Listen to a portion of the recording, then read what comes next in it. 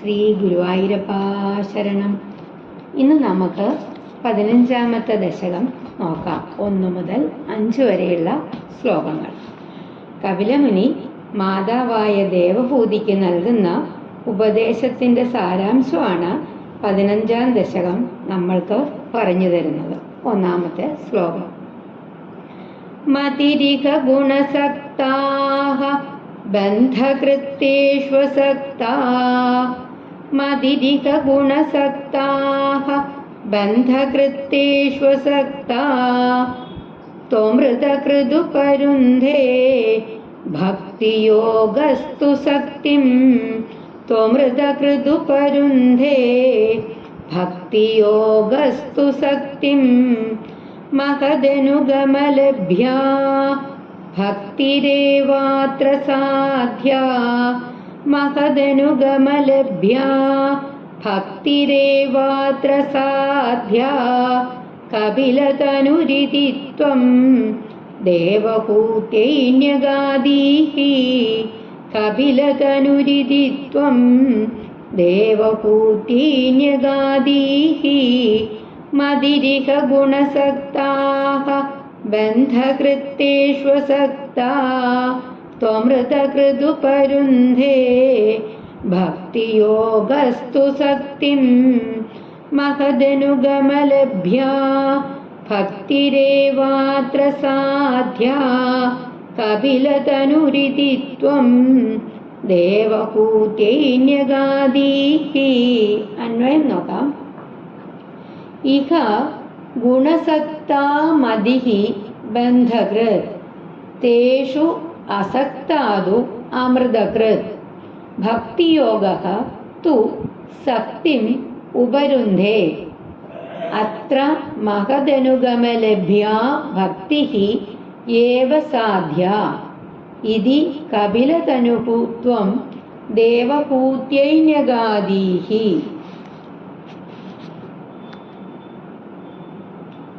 ഇഹ ഗുണസക്താ മതിഃ ബന്ധകൃത്. ഈ ലോകത്ത് സുഖവിഷയങ്ങളിൽ ആസക്തിയുണ്ടായാൽ, താല്പര്യമുണ്ടായാൽ ബുദ്ധി സംസാരബന്ധം ഉള്ളതാകുന്നു. തേഷു അസക്താദു അമൃതകൃത്. അവയിൽ ആസക്തി ഇല്ലാതിരുന്നാൽ അത് മോക്ഷകാരണമായിട്ട് തീരുന്നു. ഭക്തിയോഗഃ തു സക്തിം ഉപരുന്ധേ. ഭക്തിയോഗമാവട്ടെ വിഷയാസക്തിയെ ഉപരോധിക്കുന്നു. അത്ര മഹദനുഗഭ്യാ ഭക്തിഃ ഏവ സാധ്യാ ഇതി കപിലതനുഃ ത്വം ദേവഹൂത്യൈന്യഗാദീഃ. ഭക്തിയോഗമാകട്ടെ വിഷയാസക്തിയെ ഉപരോധിക്കുന്നു.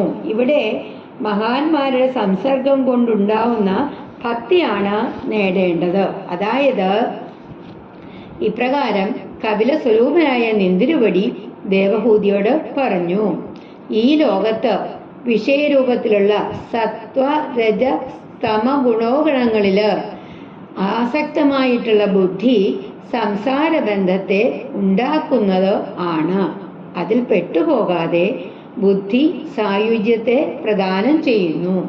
ഭക്തിയോഗം എന്നതുകൊണ്ട് മനസ്സിലാക്കേണ്ടത് വിഷയാസക്തിയിൽ നിന്ന് അകന്നു നിൽക്കുക എന്നത് തന്നെ.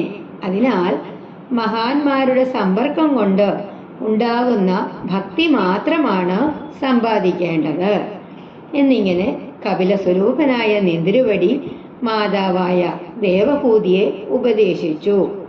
ആനന്ദ സ്വരൂപനായ ഭഗവാനെ കുറിച്ചുള്ള ചിന്തയാണ് പ്രാധാന്യം കൽപ്പിക്കേണ്ടത്. ഭക്തി മാത്രമാണ് മുക്തിക്ക് കാരണമാകുന്നത്. 2ാമത്തെ ശ്ലോകം.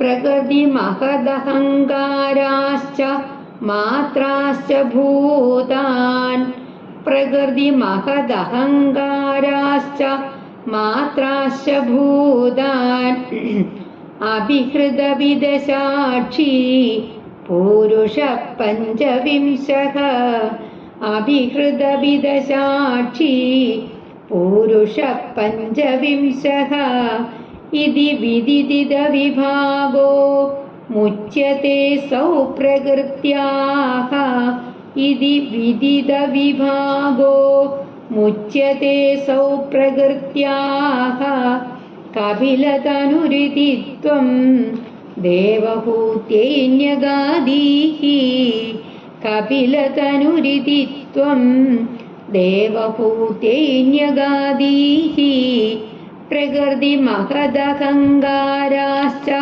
മാത്രാശ്ച ഭൂതാൻ അഭിഹൃതവിദശാക്ഷി പൂരുഷ പഞ്ചവിംശഃ ഇതി വിദിതവിഭാഗോ മുച്യത്തെ സൗ പ്രകൃത്യാഃ കപിലതനുരിതിത്വം ദേവഹൂത്യൈന്യഗാദീഃ. അന്വയം നോക്കാം. പ്രകൃതി മഹദഹങ്കാരാഃ ച മാത്രാഃ ച ഭൂതാനി അഭി ഹൃത് അഭിദശാക്ഷി. മൂലപ്രകൃതിയെയും മഹത്തത്വവും അഹങ്കാരവും 5 തന്മാത്രകളും 5 ഭൂതങ്ങളും മനസ്സും 10 ഇന്ദ്രിയങ്ങളും പഞ്ചവിംശഃ പുരുഷഃ ഇതി 25-ാമത്തേതായിട്ട് പുരുഷനും എന്നീ പ്രകാരം വിദിത വിഭാഗഃ അസൗ തത്വവിഭാഗം മനസ്സിലാക്കിയിട്ടുള്ള പുരുഷഃ പ്രകൃത്യാ മുച്യതേ പുരുഷനെ പ്രകൃതി മായ വിട്ടുമാറുന്നു. ഇതി കപിലതനുഹൂത്വം ഇപ്രകാരം കപില സ്വരൂപനായ ഇന്ദ്രുവടി ദേവഹൂത്യൈന്യഗാദീഹി ദേവഹൂതിയോട് അരുളി ചെയ്തു. അതായത്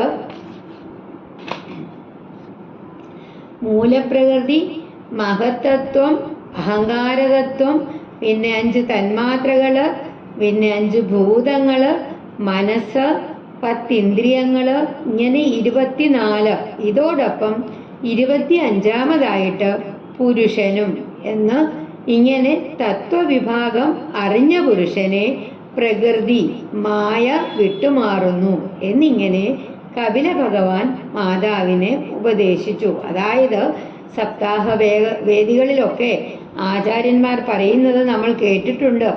ഈ 5 തത്വങ്ങളെ കുറിച്ച് അതേതൊക്കെയാണ്? മൂലപ്രകൃതി, മഹത്തത്വം, അഹങ്കാരതത്വം, ശബ്ദ സ്പർശ രൂപ രസ ഗന്ധാദി തന്മാത്രകള്, പൃഥ്വി, വെള്ളം, വായു, തീയ്, ആകാശം, മനസ്സ്, കരചരണാദികളായ 5 മഹാഭൂതങ്ങള്, പിന്നീട് മനസ്സ്, കണ്ണ്, ചെവി, നാസിക, നാക്ക്, ത്വക്ക് എന്നിങ്ങനെ 5 ജ്ഞാനേന്ദ്രിയങ്ങൾ, 5 കർമ്മേന്ദ്രിയങ്ങൾ ഇവയൊക്കെ ചേർന്ന് 24 തത്വങ്ങൾക്ക് പുറമെ പുരുഷനും ഇവ വേർതിരിച്ചറിയുന്നതോടു കൂടിയിട്ട് പുരുഷൻ മായയിൽ നിന്ന് മിഥ്യയിൽ നിന്ന് മുക്തനാവുന്നതായിട്ട് കപില ഭഗവാൻ മാതാവായ ദേവഹൂതിയോട് പറഞ്ഞു. 3-ാമത്തെ ശ്ലോകം. പ്രകൃതി ഗുണൗഖൈർനാജ്യതേ പൂരുഷോയം പ്രഗതിഗത ഗുണൗഖൈർനാജ്യതേ പൂരുഷോയം. 1-ാമത്തെ വരി ഒറ്റ സ്ട്രെച്ചിൽ വായിക്കണം. പ്രകൃതിഗത ഗുണൗഖൈർനാജ്യതേ പൂരുഷോയം പ്രകൃതിഗത ഗുണൗഖൈർനാജ്യതേ പൂരുഷോയം യദിതു സജതി തസ്യാം തദ്ഗുണാസ്തം ഭജേരൻ യദിതു സജതി തസ്യാം തദ്ഗുണാസ്തം ഭജേരൻ മദനു ഭജന തത്വാലോചനൈ സാപ്യപേയാത്. 3-ാമത്തെ ലൈനും ഒറ്റ സ്ട്രെച്ചിൽ വായിക്കണം, ഇടയ്ക്ക് ബ്രേക്കില്ലാതെ. മദനു ഭജന തത്വാലോചനൈ സാപ്യപേയാത് കപിലതനുരിതിത്വം ദേവഹൂത്യൈന്യഗാദീഹി പ്രകൃതിഗത ഗുണൗഖൈർനാജ്യതേ പൂരുഷോയം യദിതു സജതി തസ്യാം തദ്ഗുണാസ്തം ഭജേരൻ മദനു ഭജന തത്വാലോചനൈ സാപ്യപേയാത് കപിലതനുരിതിത്വം ദേവഭൂത്യൈന്യഗാദീഹി. അന്വയം നോക്കാം. അയം പുരുഷഃ പ്രകൃതി ഗത ഗുണൗഖൈഃ ന ആജ്യതേ. ഈ പുരുഷനില് പ്രകൃതിയുടെ ജനനാദി ധർമ്മങ്ങൾ ഒന്നും തന്നെ ചേർന്ന് നിൽക്കുന്നില്ല. തസ്യാം യദിതു സജതി തദ്ഗുണഃ തം ഭജേരൻ. ആ പ്രകൃതിയുടെ നേർക്ക് ആസക്തി കാണിക്കുന്നുവെങ്കിൽ പ്രകൃതി ധർമ്മങ്ങൾ പുരുഷനെ പ്രാപിച്ചേക്കാം. മദനുഭജന തത്വാലോചനൈഹി സ അഭി അപേയാത്. എന്നെ ഭജിക്കുക, എൻ്റെ തത്വം ഗ്രഹിക്കുക, ആ പ്രകൃതിയും അപ്പോൾ ഒഴിഞ്ഞു മാറും. ഇതി കപിലതനുഹൂത്വം ദേവഹൂത്യൈന്യഗാദീഹി. എന്നിങ്ങനെ കപിലമുനി ദേവഹൂതിയാൽ അറിയിച്ചു, മാതാവിനോട് ഉപദേശം കൊടുത്തു. അതായത് പ്രകൃതി ആയിട്ട് ബന്ധപ്പെട്ട ഗുണങ്ങളെ പുരുഷൻ സ്പർശിക്കപ്പെടുന്നതേയില്ല. എന്നാൽ ആ പ്രകൃതിയിൽ ആസക്തനാവുന്നു എങ്കിൽ അവളുടെ ഗുണങ്ങൾ അവനെ പ്രാപിക്കുന്നു.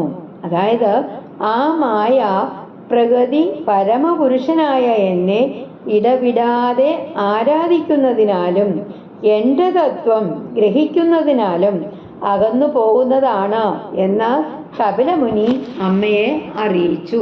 4-ാമത്തെ ശ്ലോകം.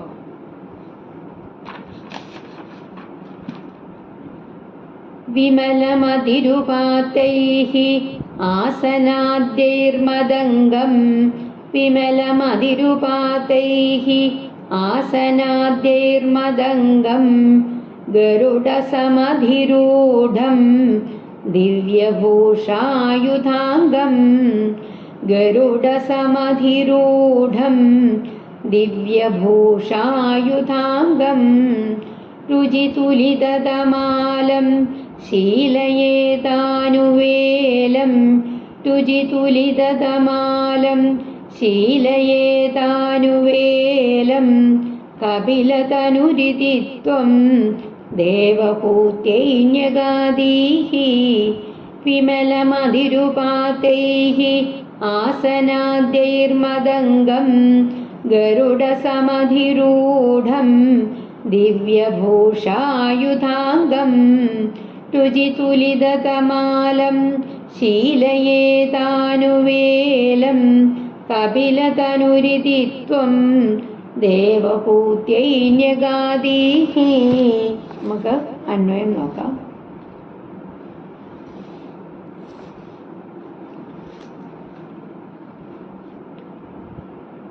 ഉപാതൈഃ ആസനാദ്യൈഃ വിമലമതിഃ. യമ നിയമ ആസന പ്രാണായാമം എന്നിങ്ങനെ പരിശീലിച്ച് ചിത്തശുദ്ധി വന്നതിന് ശേഷം ദിവ്യഭൂഷായുധാംഗം ഗരുഡസമധിരൂഢം. ദിവ്യ അലങ്കാരങ്ങളും ദിവ്യ ആയുധങ്ങളുമൊക്കെ ധരിച്ച് ഗരുഡന്റെ പുറത്തിരിക്കുന്നതും രുചി തുലിതമാലം മദംഗം പച്ചിലമരം പോലെ നീലവർണവുമായ എൻ്റെ സ്വരൂപത്തെ അനുവേലം ശീലയേത എപ്പോഴും ധ്യാനിച്ച് പരിശയിക്കണം. ഇതി കപിലതനുഹൂത്വം ദേവഹൂത്യൈന്യഗാദീഹി. അമ്മയായ ദേവഹൂതിക്ക് ഉപദേശിച്ചു. അതായത് യമ നിയമ ആസന പ്രാണായാമതികളാല് മനസ്സിനെ അടക്കി നിർത്താൻ ആവശ്യമായ ഉപാധികളാണ് ഇവയൊക്കെ ശുദ്ധീകരിക്കാൻ ആവശ്യമാണ്. അങ്ങനെ ചിത്തശുദ്ധി വന്ന ശേഷം ദിവ്യമായ അലങ്കാരങ്ങളും ആയുധങ്ങളും ഒക്കെ ധരിച്ച് ഗരുഡാരൂഢനായിട്ട് പച്ചില മരത്തിൻ്റെതായ നീലവർണമായ എൻ്റെ സ്വരൂപത്തെ സദാസമയവും ധ്യാനിച്ച് പരിശീലിക്കൂ എന്ന് കപില ഭഗവാൻ മാതാവിനോടായിട്ട് പറഞ്ഞു. 5-ാമത്തെ ശ്ലോകം. മമ ഗുണഗണലീലാകർണനൈ കീർത്തനാദ്യൈഃ ഒന്നാമത്തെ വരി ഒറ്റ സ്ട്രെച്ചിൽ പറയണം, നിർത്തണ്ട അവിടെ. മമ ഗുണഗണലീലാകർണനൈ കീർത്തനാദ്യൈഃ മൈസുരസരിദോഘ പ്രഖ്യചിത്താനുവൃത്തിഃ മൈസുരസരിദോഘ പ്രഖ്യചിത്താനുവൃത്തിഃ ഭവതി പരമഭക്തിഃ സാഹി മൃത്യോർവിജേത്രി ഭവതി പരമഭക്തിഃ സാഹി മൃത്യോർവിജേത്രി കപിലതനുരിതി ത്വം ദേവഹൂത്യൈന്യഗാദീഃ മമ ഗുണഗണലീലാകർണനൈ കീർത്തനാദ്യൈഃ മൈസുരസരിദോഘ പ്രഖ്യചിത്താനുവൃത്തിഃ ഭവതി പരമഭക്തിഃ സാഹി മൃത്യോർവിജേത്രി കപിലതനുരിതി ത്വം ദേവഹൂത്യൈന്യഗാദീഃ. അന്വയം നോക്കാം. മമ ഗുണഗണലീലാകർണനൈഃ കീർത്തനാദ്യൈഃ, എൻ്റെ ഗുണസമൂഹങ്ങളെയും ലീലകളെയും കേട്ടും നാമസങ്കീർത്തനം സ്വരൂപധ്യാനം മുതലായവ ചെയ്തും മൈ സുരസരിദോഘ പ്രഖ്യചിത്താനുവൃത്തിഃ, എന്നില് ഗംഗാപ്രവാഹം പോലെയുള്ള ചിത്തവൃത്തിയാകുന്ന പരമഭക്തിഃ ഭവതി, ഉത്കൃഷ്ടഭക്തി ഉണ്ടാവുന്നു. സാഹി മൃത്യോഹോ വിജേത്രി, ആ ഭക്തിയാകട്ടെ മരണത്തെ ജയിക്കുന്നു.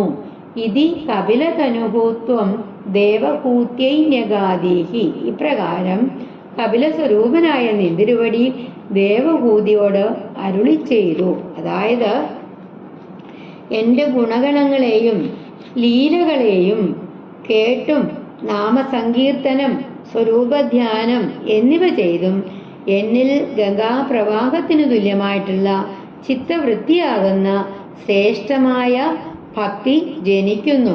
ആ ഭക്തി മരണത്തെ ജയിക്കുന്നു. അതായത് എൻ്റെ ഗുണഗണങ്ങളെയും ലീലാവിലാസങ്ങളെയും നിരന്തരം കേട്ടുകൊണ്ട് എന്നിൽ തന്നെ നിരന്തരം സ്മരിച്ചുകൊണ്ടും എന്നിൽ തന്നെ ആ ഗംഗാപ്രവാഹ സദൃശ്യമായ മനോഭാവത്തോടു കൂടിയ സർവ ഉത്കൃഷ്ടനായ ഭക്തി ജനിക്കുന്നു. ആ ഭക്തി തന്നെയാണ് മരണത്തെ ജയിക്കുന്നത് എന്നീ പ്രകാരം നിന്തിരുവടി സ്വന്തം മാതാവിനെ അറിയിച്ചു. ഒരിക്കൽ കൂടെ നമുക്ക് 1 മുതൽ 5 വരെയുള്ള ശ്ലോകങ്ങൾ പാരായണം ചെയ്യാം. മതിരിക ഗുണസക്താഃ ബന്ധകൃത്തേഷ്വസക്താ ത്വമൃതകൃതു പരുന്ധേ ഭക്തിയോഗസ്തു സക്തിം മഹദനുഗമലഭ്യാ ഭക്തിരേവാത്ര സാധ്യാ കപിലതനുരിതി ത്വം ദേവഹൂത്യൈന്യഗാദീഃ പ്രകൃതി മഹദഹങ്കാരാശ്ച മാത്രാശ്ച ഭൂതാൻ അഭിഹൃതവിദശാക്ഷി പൂരുഷ പഞ്ചവിംശഃ ഇതി വിദിത വിഭാഗോ മുച്യത്തെ സോ പ്രകൃത്യാഃ കപിലതനുരിതി ത്വം ദേവഹൂത്യൈന്യഗാദീഃ പ്രകൃതിഗതഗുണൗഖൈർനാജ്യതേ പൂരുഷോയം യദിതു സജതി തസ്യാം തദ്ഗുണാസ്തം ഭജേരൻ മദനു ഭജന തത്വാലോചനൈ സാപ്യപേയാത് കപിലതനുരിതി ത്വം ദേവഹൂത്യൈന്യഗാദീഃ വിമലമതിരുപാതൈഃ ആസനാദ്യൈർമദംഗം ഗരുഡസമതിരൂഢം ദിവ്യഭൂഷായുധാംഗം രുചിതുലിതതമാലം ശീലയേതാനുവേലം കപിലതനുരിതി ത്വം ദേവഹൂത്യൈന്യഗാദീഃ മമ ഗുണഗണലീലാകർണനൈ കീർത്തനാദ്യൈഃ മൈസുരസരിദോഘ പ്രഖ്യചിത്താനുവൃത്തിഃ ഭവതി പരമഭക്തിഃ സാഹി മൃത്യോർവിജേത്രീ കപിലതനുരിതി ത്വം ദേവഭൂത്യൈ ന്യഗാദീഃ. ശ്രീ ഗുരുവായൂരപ്പാ ശരണം. നാരായണ അഖില ഗുരോ ഭഗവൻ നമസ്തേ.